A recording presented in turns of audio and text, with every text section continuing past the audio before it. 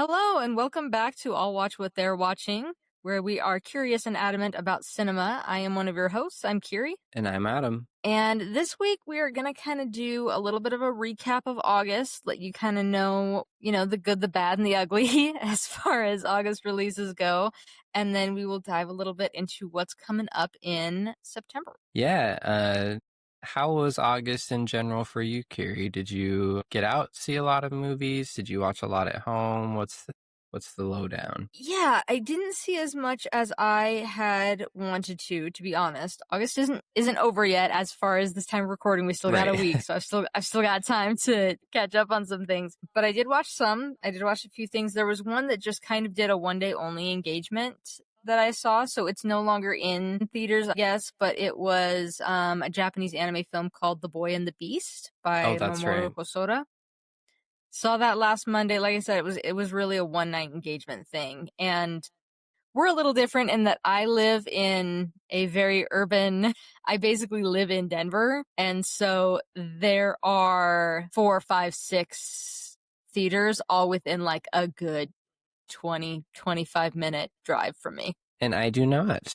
I live in a place that has 3 theaters, but they're all owned by the same person, and it's not a chain. So like we have this janky reward system, and my card never works, and it's you ask a different employee how many points you have, and every single one will give you a different answer. And so sometimes it's and it's kind of a dumb system too. So anyways, this is beside the point, but I don't always have access to every movie that's coming out. There are some, when they do some of those more art movies or different movies that have smaller releases and then they go wider and wider, sometimes that wider and wider never really gets to me. So just a weird thing. Also, thank you all for sticking with us. Sorry you had to listen to my janky mic until this episode. I did get a new mic because my ears also hurt listening to me in previous episodes. So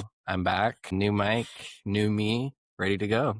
This brings me another point though, is I'm sorry, but the whole limited versus wide release strategy in 2025 is so stupid. I understand they used to do it because they would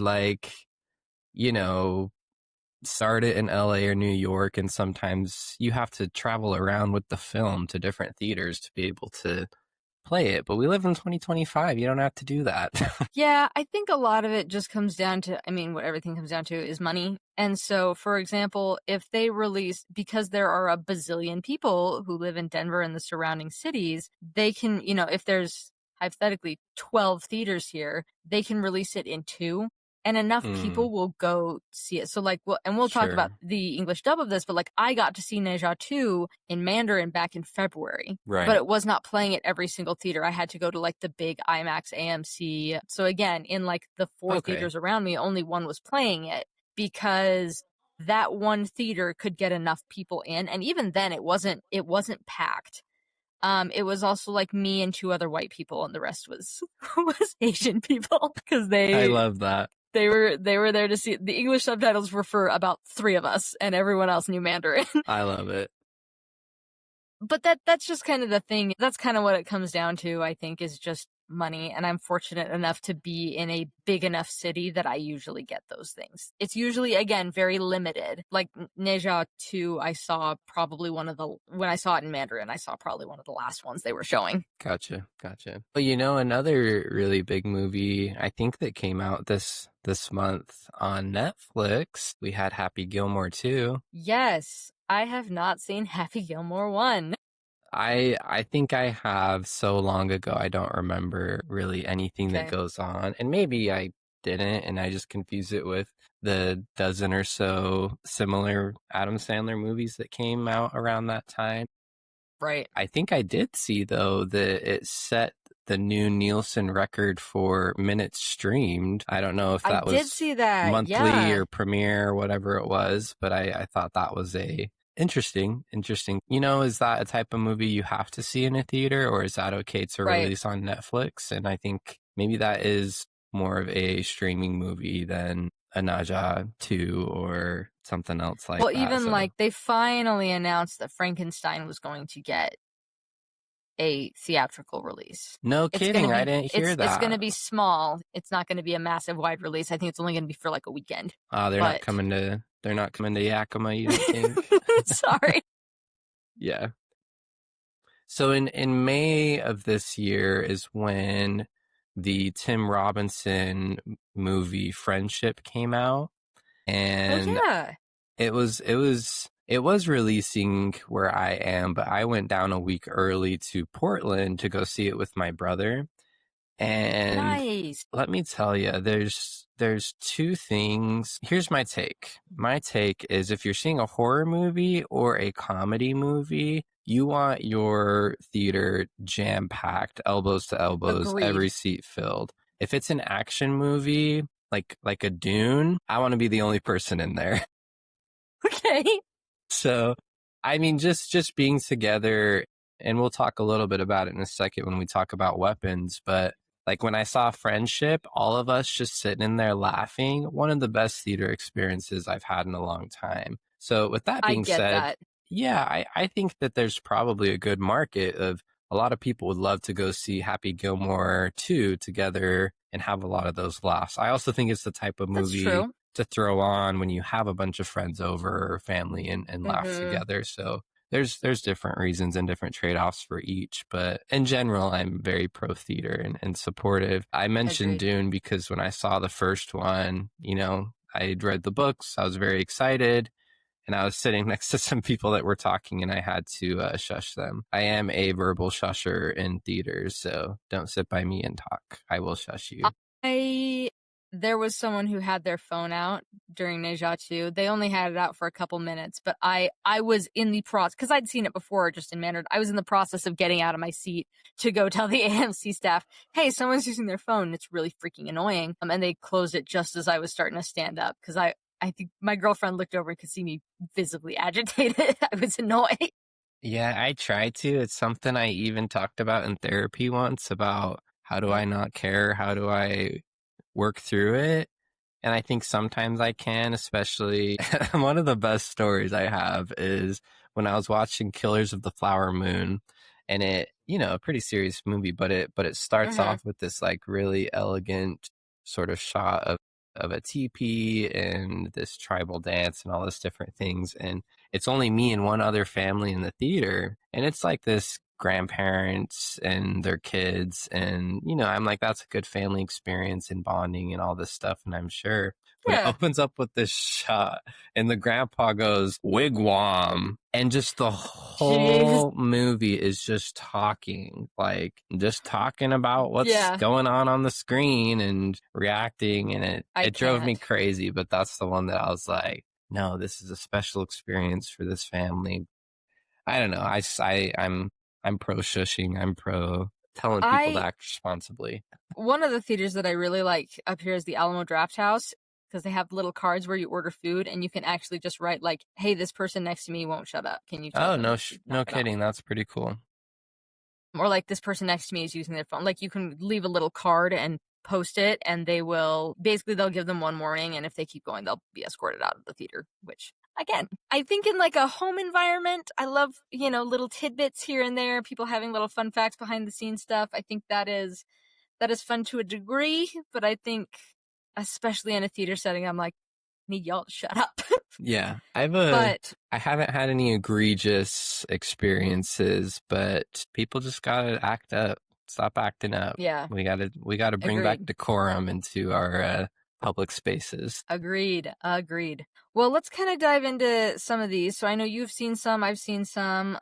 Some we've both seen, some aren't out yet, but we'll kind of go through here. So the ones I was looking at that were kind of the big ones coming out in August. So these are the ones that I kind of picked out as far as like, oh, okay, these ones are cool ones that are coming out, or that came out and seem to do quite well, were highly anticipated. Bad Guys 2, I did not see the first one. It's this movie that, it's a franchise that I think looks interesting, but then the reviews don't actually pique my interest enough to go see it. I thought I thought this one especially was pretty well reviewed. I haven't seen either of these as well. They're based off of books. Yeah. I actually think I will visit them at some point. But yeah, I think to me, they look like they're enjoyable. Yeah, same. Like, I've really enjoyed the trailers. Like I said, I've looked in the reviews enough. Bad Guys 2 did get pretty decent. Not great, but pretty solid reviews. So I think I'm in the same boat. I will get around to it. It has piqued my interest, just not enough to make me go Sure, see it. sure. Another And then side note, I'm very good at these. We got to do an episode. We got to do a top 5 trailers. I think that would be really fun. For sure. Absolutely. Because this was a really good trailer, and it's, if you choose the right song, if you choose the right way to set things up, because this sets up a heist movie with Billie Eilish playing over it, and I'm like, okay, yeah, I can get behind this. Right. Also, one of the best trailers in recent years, that first Barbie trailer with the 2001 A Space Odyssey playoff. Oh, brilliant. Yeah, or The Force Awakens. I think that was a fantastic. Anyways, other movies. Naked Gun, I also did not see quite yet because I haven't seen any of that franchise. I haven't seen any of like the originals. I heard this one was fantastic. Yeah, and speaking of trailers, did not work for me. It played before, I want to say, Mission Impossible: Final Reckoning. If it's the final. It won't be, but I think it is the final Tom Cruise. Or if he does come back, it's like a mentor role. Anyways, no, the humor did not land for me, but the guy sitting next to me, busting up, just thought it was the funniest thing he ever seen. It was so wholesome and so funny. But you're right, though. I've heard the same thing. Very, very well received, and Yeah, very, very well received. And then Freakier Friday. I also did not see Freakier Friday. What I did see is the horror movie Freaky, which, same. It's basically a slasher with the plot of switching bodies. So that was kind of a fun. It wasn't that good, but I had seen the trailer for this when it first came out, and I was like, ooh, I want to see that, and didn't see it till happened to be Freakier Friday month, and I was like, well, I'll watch Freaky. I won't watch Freakier Friday, and it wasn't that good, but some fun parts. Well, and I mean, Freakier Friday did it was a pretty big box office. A lot of people in our generation, I think, and we'll talk about this a little bit more. We're nostalgia junkies. Sure. And so, while Freaky Friday wasn't my thing, like, I remember when Disney Plus came back, how many of, like, my sister and my sister's friends, like, went back and watched Hannah Montana or Kim Possible because they could. Right. And so I think that's kind of where Freakier Friday landed, is it's just not my nostalgia bait. I heard it was pretty well received. It just, the trailers didn't look interesting to me. I had because I've seen Freaky Friday, I think, but I don't remember very much of it. And I remember it being pretty good, but I just, no great desire to go back and play in that sandbox. Yeah. But again, I will, in future months, I will be much better at being able to talk about a lot more of these because I will be attending more. Yeah, Freakier Friday, again, pretty decent box office success, decent reviews, just not my cup of tea. One of the biggest reasons I'm surprised, it seems like one that I think a lot of people would look at and say, oh, awesome, I can't wait to watch this on Disney Plus in 20 days. Yeah. But, yeah, I'm glad people are getting out to the movies. But yeah, something that came out that same weekend, which you have seen, I have not gotten around to yet. I meant to and then got out of work late and didn't want to miss the first 10 minutes, so I bailed, was Weapons. Because you had seen Barbarian, right? No, I still haven't. You haven't seen Barbarian? Oh, dang. Okay. I read I don't know at what point, but at some point, I think this was before there weird phrases in my life. High school, saw a good amount of horror movies. Yeah, I got you. Yeah. And then a long period, didn't visit any. And I think now I've gone back and seen some more, but this was during the period when I wasn't looking at or watching very many horror movies. But what I was doing is I would read the Wikipedia plot summaries of the horror movie. And so, all right, I mean, that's one way to do it. I essentially knew what happens in Barbarian and knew it was just a wild Okay. ride. And if there's one way to describe weapons, it is a wild ride. Okay. There's and it's a mixed bag too. It's not a perfect movie. One of the main thoughts I had was I could not imagine watching that movie by myself on streaming. Okay. Not that I'd be scared or anything like that, but it just would not hit the same to not be in a room Okay. full of people all looking around at each other like, what are we watching right now? This is crazy bonkers. Okay. So it just really kind of, I've seen some criticism of like, some people really like the first hour or so. Some people really like the middle bit. And a lot of people, the end doesn't work as well. And so I think a lot of people kind of feel Oh, like, what is going on what's here? happening? Yeah. Which are totally valid, but absolutely everyone should go see this movie in a theater. It is very violent though, so if that's not your Okay. thing, avoid it. It's not the scariest movie you'll ever see, but there are, a handful of jump scares and a handful of very creepy things, but overall, And just a wild experience. I'm going in pretty blind, but as far as I understand, the synopsis just basically says a bunch of kids went missing at the exact same time one Yes. night. That's really all you need to know. I saw someone, I think it was Movies or Therapy on Instagram, an account I really like to follow. He basically said it's kind of like Prisoners, the movie Prisoners to start, but then it just develops into a wild, wild ride. The Um, Denis Villeneuve film, the one with Hugh yes, Jackman yes. and okay. Yes. And so that, I think that is another thing. But even the director was kind of like, I don't know what some of this means. I just had the idea and just put it in there. So there are some Interesting. misses, but overall, it's just a really fun ride and everyone should go see it in the theater. Interesting. All right. And then Nobody 2. Have you seen the first Nobody? No, I love Bob Odenkirk. Yeah. Loved him in Better Call Saul. Loved him in some other things. So I'll visit those eventually. I just haven't. Yeah, the first one was very well received. The second one has not at all been well received. Yeah. That's all we really need to talk about that one. Honey Don't, the new Coen. It's not the Coen brothers. It was just one of them. Okay.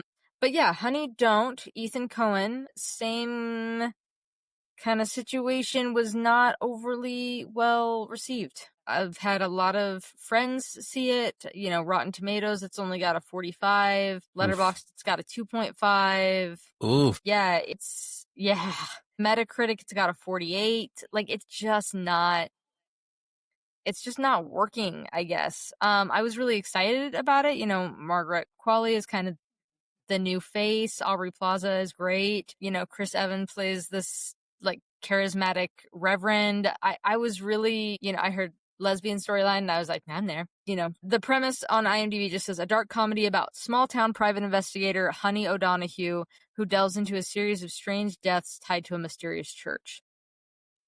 I was expecting kind of a Love Lies Bleeding, Sure, maybe type of situation, just kind of this dirtbag small town, with kind of your typical Coen flair, and it sounds like it is just not landing. Yeah, it'd be maybe that's an interesting compare contrast between Love Lies Bleeding. Obviously, we haven't seen this one, but I am curious. This is, death nail into what I'm about to say, but I'll probably wait for streaming and then There you go. kind of just see like why. I'm really just curious why it doesn't work. Yeah. And usually I'm pretty averse to going into a movie that I'm pretty sure I won't like, but this one just seems like it should have hit all the beats and it just didn't. So I'm just curious. That's exactly what I think. I mean, Ethan Coen, the last one he directed was Drive Away Dolls, which came out, I think, last year. Also starred Margaret Qualley. It didn't do great, but it did better than this one as far as just reviews. 56 Metascore, which isn't amazing, but it's also not terrible. But I feel like that Letterboxd score is what really really gets me. If Yeah. you're not over 3 on Letterboxd, that means that you don't even have like a following of people that really like it. Driveway Dolls had a 64 Rotten Tomatoes and a 2.8 Letterboxd, so it's not like it's doing incredibly well, or Driveway Dolls, but Honey Don't is distinctly, I don't want to say distinctly worse because I haven't seen it, but like has decidedly less positive reviews. Yeah. Which is disappointing because I don't know if it's just that Ethan needs Joel with him to make a movie or what, because I really like a lot of the other, Coen Brothers films, but I don't know. And then the Great Value Jurassic Park movie Primitive War came out. The what? Did you see that? The Jurassic Park knockoff. It's called Primitive War. No, I have not heard of that. Have you not heard of this thing? My gosh. Let me find this thing. I saw a trailer for it. I gotta look this at the up. beginning of, I think Superman. It was at the beginning of Superman. And I was just like, what? Because I thought it was a Jurassic Park trailer at first, or Jurassic World. And I was like, no, it just came out. What is going on? Okay. Oh my gosh, so this it has is really good reviews. Oh, but this is the premise on IMDb. Vietnam, 1968. A recon unit known as Vulture Squad is sent to an isolated jungle valley to uncover the fate of a missing Green Beret platoon. They soon discover they are not alone. Oh my gosh. So it's basically Marines versus dinosaurs is the movie. Heck yeah. It does have decent review. I mean, it's got a 6.9 on IMDb. It's got an 89 on Rotten Tomatoes. I don't know if it's just that no one is seeing it. And so the people that are seeing it are being like, yeah, it's okay. I don't know. Like, part of me is like, it literally just looks like dinosaur schlock, and I don't know if I want to see it, but I'm a little intrigued. But yeah, Primitive War, there it is. Isn't it interesting that seemingly only Jurassic Park can get dinosaurs any sort of interest for people, or do it any sort of, justice as far as visual effects and everything? It seems like, Jurassic Park doesn't have to have the monopoly on dinosaurs, I guess. Dinosaurs. If Primitive War becomes a big thing, then cool. We'll see. I mean, it didn't make much money, but yeah, I mean, pretty critically well received. Anyway, that's Primitive War. F1. Did you see F1? I did not. Me either. So we won't spend a ton of time on it. I know that it was well received. It's Brad Pitt being a race car driver. There's not, again, I heard it was good. Don't know a ton about it. I will say, so you, as far as I remember, had not seen Top Gun Maverick? No, I have not. So Joseph Kosinski is the director for both these films. Top Gun Maverick is awesome. And what makes it really awesome is the way that it films literal fighter jets and the practical effects of doing that. And I've heard the same thing, that the F1 driving in this movie is remarkable. So this is actually a regret. I wish I had caught this at the theater on the big screen. So I'm sure it would have been amazing. But I've heard the plot is just kind of fairly vanilla, but this is a movie to go in for the fast cars driving, not the plot. Yeah, I heard similar things were basically like really visually stunning, but yeah, plot is just kind of like, yeah, I mean, it's there. There is a plot. It's a plot that we've already seen about 12 other times, but it's sure. There. It's a plot. And the ones that are kind of coming up before the end of August, and then we'll dive into September before we really dive into Neja and Neja 2. We've got Highest to Lowest, which I know you and I are probably going to do a arts and charts with that one, and Kurosawa's film High and Low, which is what this is kind of based off of. Mm-hmm. So excited. Good old Spike Lee. But yeah, I mean, we got that. And then Caught Stealing, I know, is one that you're really looking forward to. Yep. With Austin Butler. And I'll probably catch that one next week.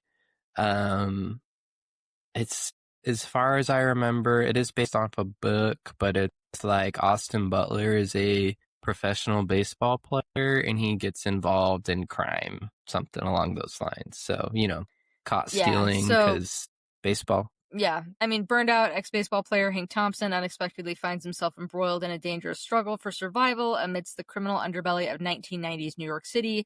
forced to navigate a treacherous underworld he never imagined. I mean, it's Darren Aronofsky, who has a pretty decent track record. I mean, you've got Austin Butler, Zoe Kravitz, a decent cast there. From early views, it seems to be reviewing like a solid movie. You know, not the best thing people have ever seen, but a solid, a good time. So I'm excited. And then one that I had like just barely started to see little teasers for is called The Roses. It looks to be like a dark comedy, screwball comedy type of thing. A tinderbox of competition and resentments underneath the facade of a picture-perfect couple is ignited when the husband's professional dreams come crashing down. So Olivia Colman and Benedict Cumberbatch play the lead couple, but it's also got, Kate McKinnon, Andy Samberg. It looks to be, pretty small cast. The director is Jay Roach. So he's done the Austin Powers, Meet the Fockers, Dinner for Schmucks, and Bombshell. And so, I don't know. Like I said, I saw the trailer and just a little teaser and was like, that actually looks like it could be kind of fun. So we'll see. I don't know. Cool. It was enough to pique my interest, but do you want to talk about what's coming up in September? Yeah, absolutely. Or do we want to do Naja first? Yeah, let's talk about Naja. Okay. So this one, it also came out dubbed. A24 took over the distribution rights for it in the US for the dubbed version. It is the movie that is, it made gangbusters in China. $2.2 billion. It's in the top 5 box office hits ever. It is the animated movie that, highest box office animated film, passing, the recent Mario and Inside Out 2. Like, this thing took the world by storm. So I saw it back in February in Mandarin. I was told I did not need to see the first one, and so I didn't. I would recommend seeing the first one before seeing this one, even though the first one is not very good. And we'll talk about that, but I really do think it improves the experience of Ne Zha 2, so we can kind of talk about both of them. But I did, in prep for this, I did see Ne Zha 1 the night before. It was streaming on Peacock, so I saw it dubbed. I know you saw it as well. Yes. We both landed on the same Letterboxd star rating. So why don't you tell me your thoughts, and then I'll take it from there. Yeah, and you'd seen it before me, and you kept saying, and in general, I think we both would prefer to watch something in the original language and then with subtitles. And I think too, it's helps you be a little bit more engaged in a movie like that. Especially when I found myself, I don't know if bored is the right word, but I did find myself not as engaged or interested. The dub really is kind of bad. One of the funniest things, though, to me is they changed basically everybody's voice between the dub of 1 and 2, which, is something that... not everyone, but a good chunk of them. And it literally feels like the difference in quality is 1 is a TV movie and 2 is a real movie. Yeah, just in talking about the voice acting, so the lip flapping doesn't line up exactly, and that's less of a concern for me. Like, I could overlook that, but some of it was just bad. Like, either the voice was just felt really wooden, like there was no inflection, or there was like too much. I was just like, these voice actors are not good. It really just kind of sets the whole thing off in this weird tonally, and I think you agree. It's a lot of sort of immature type jokes, which land for some people, kiddie. And that's fine and all good, but yeah, two was something else. Yeah, I think Ne Zha 2 times the comedy better, because there's still the fart jokes and there's still some of the very childish, but I don't know if it was just timed better or what, but like the first one, I felt like I was constantly rolling my eyes. The visuals were hit or miss, though. I will say some of the water and the ice looked really great. Mm-hmm. In 1 or 2? The fire in 1. Okay. The fire looked bad. Yeah. Most of the fire was not well constructed visually. I thought the water and ice was pretty good. The character designs, I didn't really get behind. They all had 3D animation sometimes tends to have a very plasticky look that I don't enjoy. Yeah, I think that's actually my general take is I don't love the animation in these movies. I think they work Ooh, in a lot of interesting. cases. And in particular, the dragon people work great for me. I think those are So awesome. good. And So good. I look at them and I was like, wow, that is a awesome looking When dude. you see the humanoid versions of them too, I was like, yeah.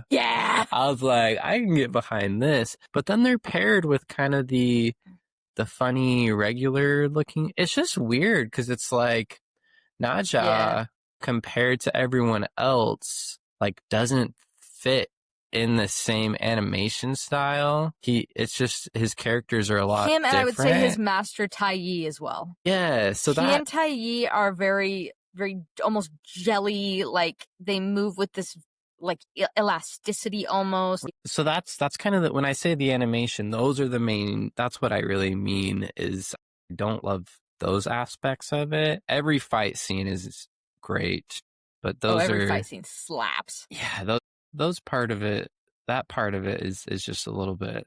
Let me give a brief summary. So a lot of this franchise is based off of like a lot of Chinese mythology, which is why I would recommend you watch the first. I think the first one adds some more emotional weight to Neja and his parents, which I think really pays off in the second one. Because there's we won't spoil it, but there's one scene that when I watched Neja 2 the first time, I was sad. This time was sobbing. Yeah. Straight up lost it. Before you keep going, let me just say it, and again, no spoilers. The crying scenes in this, when like Neja is crying or other characters, is like crying. Oh yeah, like it's not you're pretty. watching it's like, not, oh it's my not gosh. Disney princess crying. No, it is. Yeah.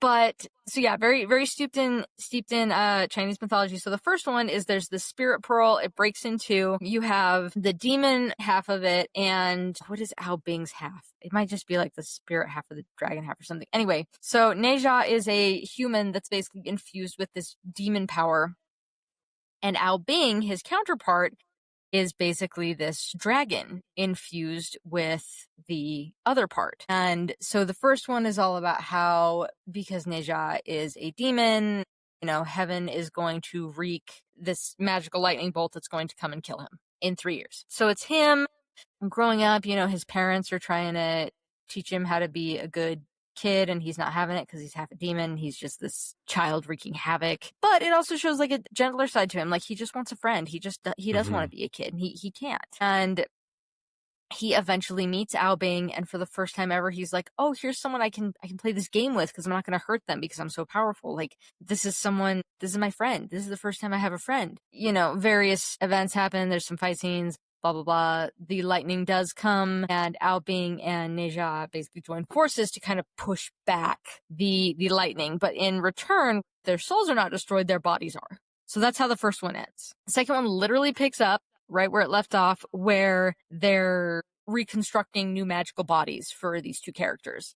But Ao Bing's old master, who is reunited with the dragons, comes to attack this town, basically. So in doing so, Ao Bing, he has this newly constructed body, but you can't push the body too far right out the gate because the body is still trying to solidify. Mm-hmm. He uses way too much of his power to save this town. He ends up disintegrating. Neja has been, in this like incubation lotus the entire time during this battle. So he comes out and he's like, what's going on? So it's this mix of the dragon, Ao Bing's dad, basically, and, the dragons are like, hey, you got to get Ao Bing his body back. If you don't, we're going to destroy the town. And so the way they decide to go about it is Ao Bing and Neja are both sharing Neja's body. So this little body is housing these two powerful souls. And he's going to undergo these trials so that he can get this magical elixir that will help them get Ao Bing's body, basically, is the short version. Yeah. So, you have these 3 trials that are everywhere from the first one is very comedic. The second one is very like kind of this dark action. The last one is almost like a horror type of vibe, but there's a fun little twist. There's this really long battle sequence that's like a third of the movie. Yeah. And yeah, that is all I will say. Ne Zha 1 didn't do it for me. I was very much like, okay, the visuals are hit or miss. Action sequences are pretty good. I don't really care for the character designs or the rendering on those. I really dig the second one. Yeah, and I think part of the issue with 1 is I think it's actually quite rushed, and I think it doesn't sit with some of the storylines long enough for you to really kind of care as much about what's going on. The first one is rushed, and it shouldn't feel like that for a 2-hour-long movie. Exactly. But yeah, the second one is 20 minutes longer. Yeah, and I'm not against long movies, and maybe I was just tired because I saw a 9 o'clock showing, but I would say maybe there's one fight too many. I would just take that. I was literally about to say the second one goes on about 2 climaxes too long. Yeah, it kind of has some false starts. It works really, really well when it does have some more of those kind of, not necessarily hand-to-hand combat, but like individuals fighting each other combat type stuff. It really works really well. I mean, the movie opens with a freaking solid battle sequence. Maybe my favorite part of the movie, honestly.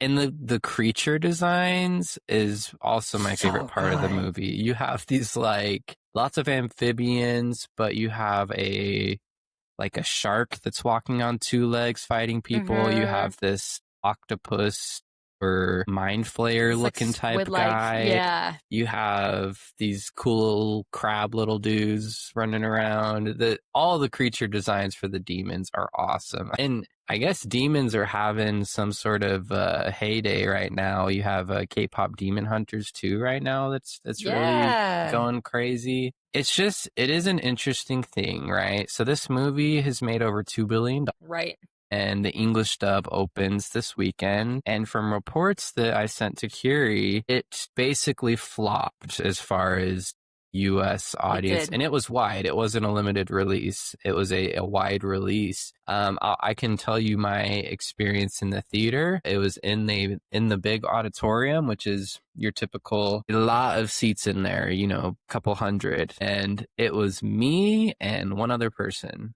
that was watching this movie on a Saturday night. So it just kind of shows that I blame it.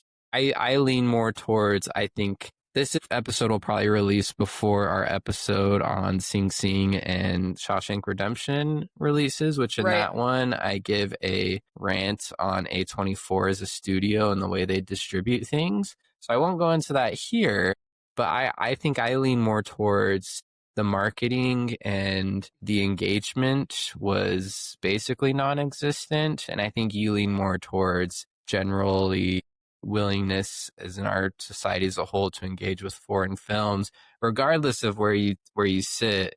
It just seems to not have interested people here. Yeah, I mean, so I did a little, I'm siding with you a little more when I do research, because it did make 17 million in North America earlier this year when it did its Mandarin. Okay. To be fair, a lot of Asian audiences did go see it, which that has something to do with it. They're not going to go see the English dub. I mean, I do agree. I think there could have been a lot more buzz about it. I do think it already, let me put it this way. I think it was already going into an uphill battle simply because mainstream American moviegoers tend to not engage with international cinema as much. I would say the most popular is Studio Ghibli, but even that is not, I have family members who have seen maybe a few Studio Ghibli films. Yeah, I think it comes down to 3 things for me. It's that one that you just mentioned. It's a sequel, which makes it difficult to, you have to, people are like, well, I haven't seen the first one, so why would I see the second one? And the first one just isn't as good, which just makes it more difficult. And not even close. Like, it's not even that it's not as good. It's not even close to as good. Yeah, and my second point, I don't know who this is for. I think the first hour or so feels very much like your typical kids movie. Like, think like a Kung Fu Panda. I feel like it's very in line with like a Kung Fu Panda. But then the rest of the movie is very, and even some in the beginning, but the rest of the movie is very dark at times and very action heavy. The first one definitely is more kid friendly, which is maybe why I didn't like as much. Second one, I think it is kid friendly. I would not say it's for like younger than maybe 8 or 9. Agreed. Yeah. I would say 8 to 12, I think, would kind of be your sweet spot, where they would still find some of the potty humor funny, but they would be mature enough to kind of understand some of the later themes. Because even the part where they're in the, I don't feel like this is much of a spoiler, because if you haven't seen it, you're not going to understand what I'm talking about. But in the cauldron, where you start to see the fire and like the skull like faces, the red skull faces in the lava, like my girlfriend leans over to me and she was like, "This is kind of creepy." Right. I was like, "Yeah, no, it totally is." Right. Well, and you have a similar scene in Mulan when they go to one of the villages that's been pillaged. You have a similar kind of scene like that in Neja. There are some very much darker elements that you are seeing. Yes. That's like, oh my Agreed. gosh, I can't believe we're looking at this right now. So yeah, I think those are the three things as far as, again, this movie made $2 billion. So it's not like it's a flop, but you would think that it would have more legs in a re-release in America. Again, it shouldn't have been me and one other person watching this movie when I saw Weapons a few weeks ago and the theater was absolutely full. Yeah, and I agree. I mean, we saw it on a Friday night, like 7 p.m. showing. It was us, and there was maybe 3 or 4 people behind us and 3 or 4 people in front of us. Also, no more than 10 people in the theater. Yeah. And again, I live in like a suburb of Denver. It should have been packed. There was one part about having a couple of kids in the theater, though. Right where you meet the master guy, the guy who has the huge head and it's bald. You meet him. Immediately after the scene, the little kid behind us goes, "Why is he so bald?" And I don't know why, but that killed me. I just started laughing. Love it. Oh, it was a good time. I'll say between me and the other guy that was in there, there were a few audible laughs from him. So that was kind of fun that, it was just us. Yeah, I definitely chuckled a few times for sure. I think the visuals in this were just like cranked up to level 10. Visually so much better, just really cool. Really, a lot of the colors just pop more. It doesn't look nearly as plastic. Everything looks alive and lived in. I still don't love all of the character designs, but they do seem more engaging and like dynamic than the first. And like this is very clearly set up to be a franchise. Like this is going to be a series, at least one more. I wouldn't be surprised if there was 2-3 more movies coming. Yeah, I mean, did you watch the mid-credits scene? No, it was too late. I know it told you that there's going to be one. I should have stayed. I know. There's some stuff. I'll have to go look it up. But it clearly sets up. But I mean, this is a $2 billion money printer, so why would they not make a bunch of more? Yeah, for sure. Any movie that makes $2 billion, I think, is worth at least exploring to understand what's going on. Why are people engaging with this so much? I know there were some articles that came out that basically it was this idea that you were not being patriotic in China if you did not go see this movie. Because again, it's very steeped in Chinese mythology. And so, I mean, when you kind of look at it, like, yes, the movie made a bazillion dollars, and I'm not discounting that. It also was targeted towards China, which is like the biggest country in the world. Right. And it was really something that was targeted, like specific, like it was a movie for China, 100%. And so, like, I get what you're saying. It was not made for the U.S. It was made for China. So that kind of goes into a question I had for you. What kind of makes a movie, or what are the characteristics that a movie has that leads to this tremendous financial success? And on the flip side, what are some movies that seem to have those ingredients but weren't as successful as they maybe should have been? Yeah, I mean, I think some of it is just studio backing, like Disney movies, Pixar movies. When you already have a reputation, I think that helps. And so this one, and with Neja too, you tend to see sequels do well in the box office, even if they're not as critically well received. For when you look at Neja 2, like one had already established this world, these characters, and and it made good money. It made $700 million. Its budget was like 20 million or something. So it made like opening weekend, it quadrupled. It made like 88 million or something. So its opening weekend, the first one in China, made 4 times what its budget was. Wow. So then, obviously that kind of set up for people to be excited for this one. I think part of it is just mathematics too. Again, China is a very high leap. And that makes a difference. Right. And another reason too, this movie in particular, animated movies, family-friendly movies tend to make more money. Mm-hmm. Because, for example, if you're going to go see Weapons, it's going to be just you.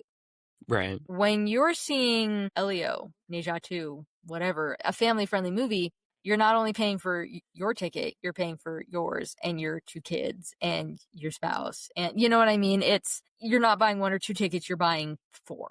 And so I think that has something to do with it too, Yeah, that's a really good point. And I think there's 2 different people or mindsets when going to movies like this. There's the people that are, hey, let's go to a movie, what's playing? And then they're going to look and they're going to choose what's familiar or what they want to go see. And then there's the other type of people that, whether it's a McDonald's toy, because that is actually how my sister-in-law, when I went to go see Elio, she's like, oh, they have those at McDonald's. That's how she was familiar with that. And so I think sometimes specific marketing or commercials or whatever, trailers, is how other people get into it. I think first of all, you have to have like a decent to good movie, and then have a combination of the right backing, like you said, studios, the right critical reception, and then the right marketing for people that are going to go see your movie. Even release time of year, right? Your holidays versus summer blockbusters are going to be a big deal. So anyways, when I think of movies that I think should have made buku bucks, but maybe only did fine or okay or didn't do well, a few of those I think could have been bigger hits. Another international one, RRR, out of India.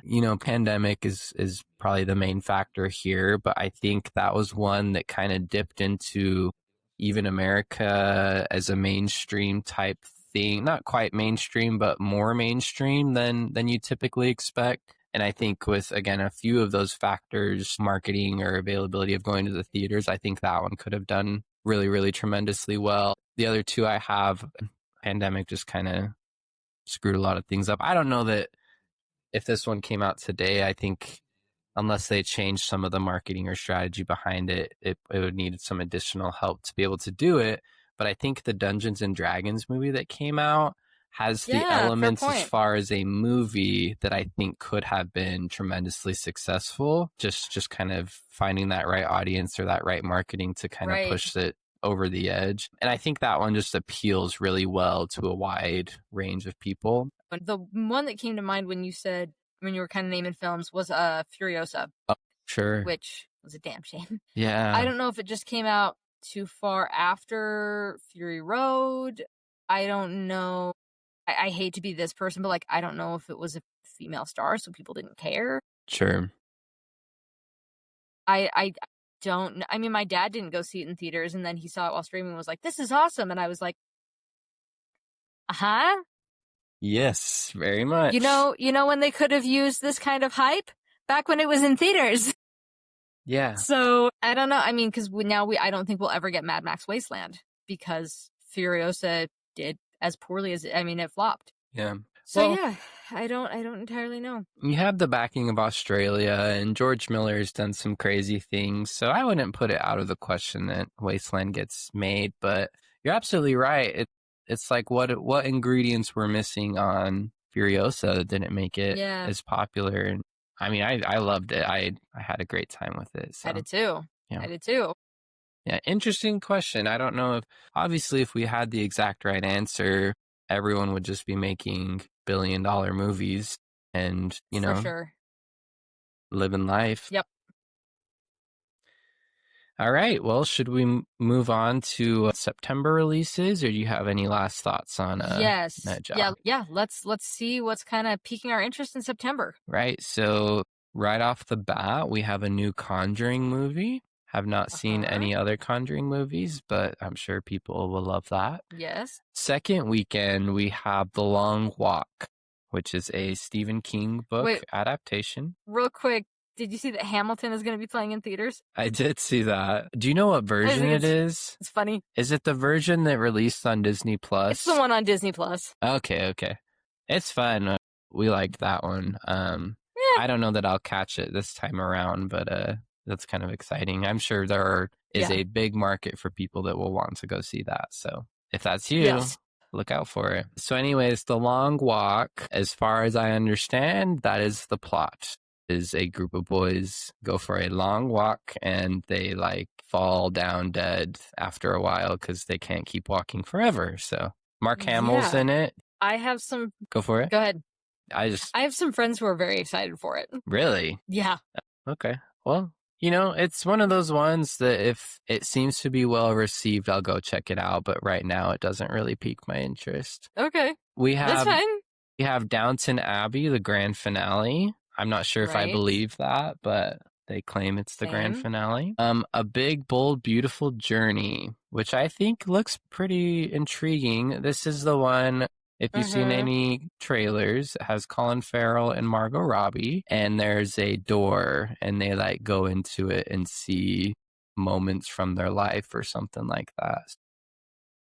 I guess that's it seems like a rom-com type thing, but seems interesting. I'm also seeing now that Hamish Linklater is in this, and he is someone I gotta go see. He's in Midnight Mass and just one of the best actors. Oh, that's right. So gotta go check that out. The one I'm probably the most excited for coming out in September is Him. This is the Jordan Peele produced horror movie that seems to be about a football player that wants to be the